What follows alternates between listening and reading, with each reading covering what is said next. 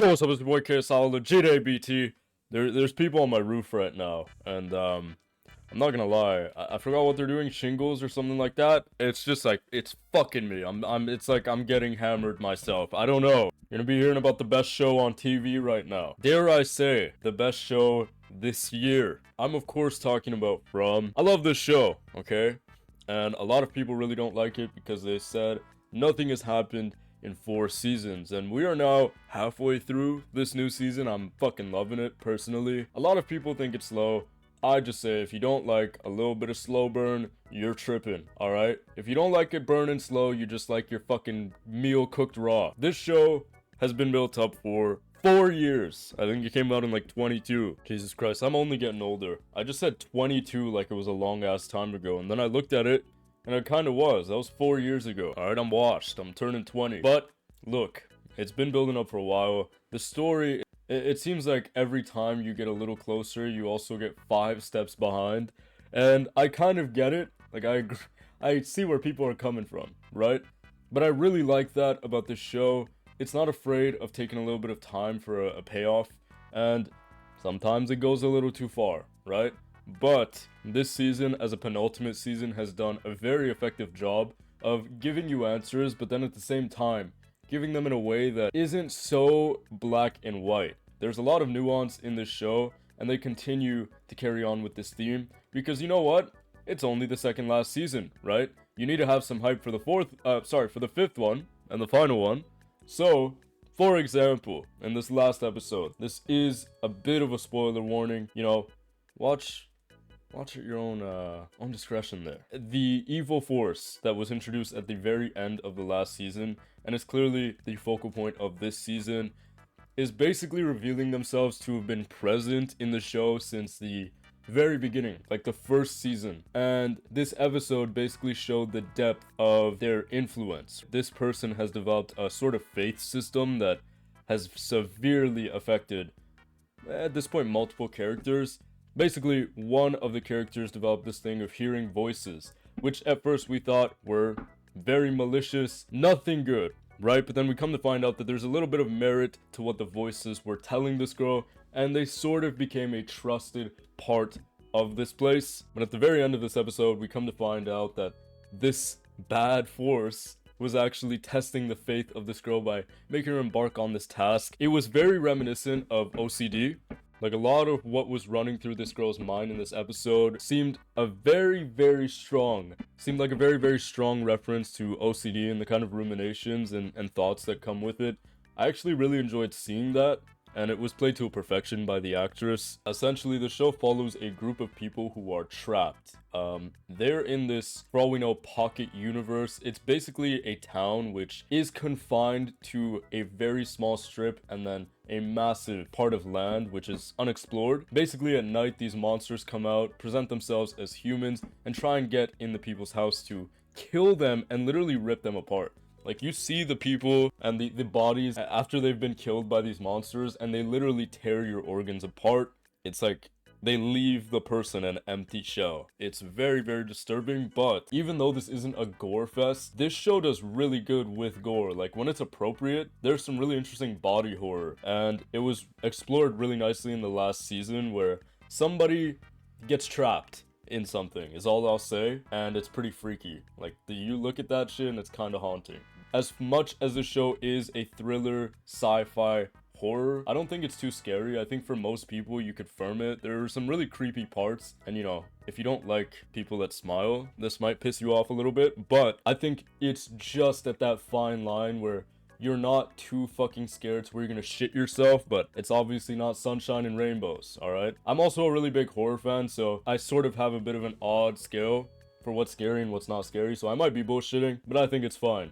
You're following this town, they're trying to escape, there is no fucking escape. That's basically all you need to know. In the meantime, there are really fun characters, okay? The main guy, his name is Sheriff Boyd, and he's just stressed, okay? He's always stressed because he is the leader of the town. He is the guy, alright? He's trying to keep everybody safe, but there's always a new problem arising, and of course he has to fix it, but sometimes it seems fucking impossible, because you know what? With the way it's playing out, it kind of looks like it's impossible. He is potentially the funniest character on television right now, aside from maybe Homelander. But Homelander's just a meme. Boyd is genuinely fucking hilarious. He'll be explaining something to someone, and if they're just being difficult, he'll just stop talking and walk away. It's so fucking funny. But also, the actor himself, I believe his name is Harold Perrineau. I might have mispronounced that, but he's a really good actor, and he's been around for a while. Like, he's not new to the industry or anything, but honestly, this kind of performance that he's been consistently putting on, it amazes me how he hasn't been recognized in more movies. Like, I'd expect to have seen him in a couple bigger projects. I don't know what's going on. Beyond that, this show really explores this concept of nihilism in a very interesting way.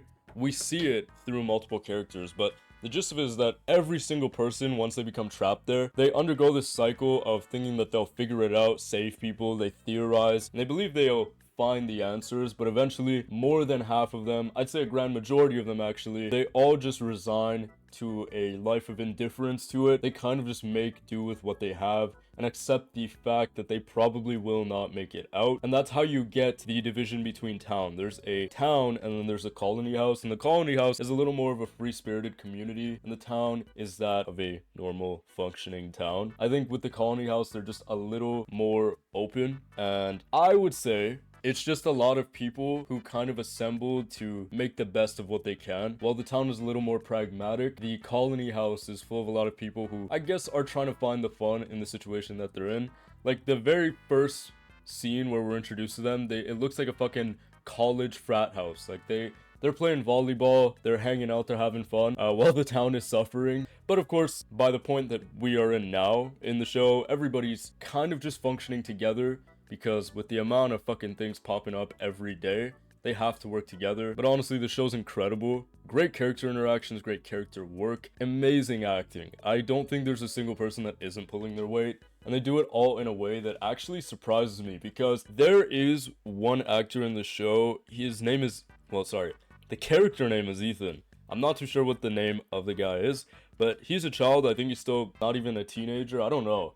But obviously he's getting older. The show came out 4 years ago, but from the first season, he's been putting in a great shift, and now his character seems to be one of the most important ones. It always has been, but he's sort of been in the background a little bit compared to some other actors. But now they're bringing the focus on just how big of a presence he has in the entire fucking thing. Like, they don't know, he might be connected. I have my own theories about that. I'm trying to tread the line of spoilers here. He's a lot more involved this season, and the young actor's putting in a great shift. He's doing a great job. He had to film a very emotional scene in the last episode and the one before, and he played it to perfection. A lot of people kind of harp on acting when it comes to younger kids. They kind of just hate, and I think that the young cast involved in this have done a great job. Yeah, there's a lot of intent behind this entire cast and crew, and it's really appreciative. I think right now, if you're looking for a show that puts in that effort, really pays attention to detail, especially considering the kind of other shows, not to name names,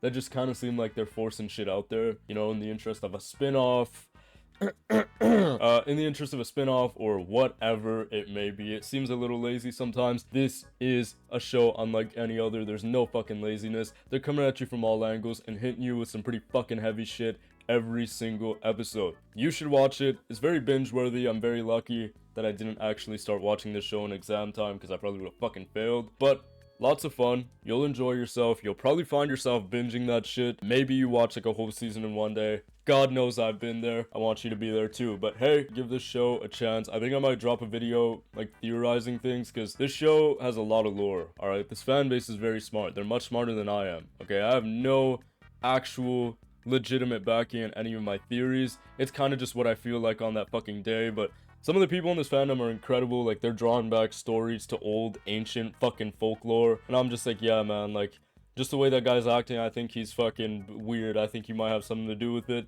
I'm not that guy for theories in this case. Alright, in other shows I feel a little confident. In this show, I don't know. I don't think I'm smart enough for all that. But it's a lot of fun. I want to talk about this more, but honestly, with how well the last episode went, episode 4 of this new season, I kind of had to hop on here and start talking some bullshit. But yeah, let me know what you guys think. Give the show a shot. That's pretty much it.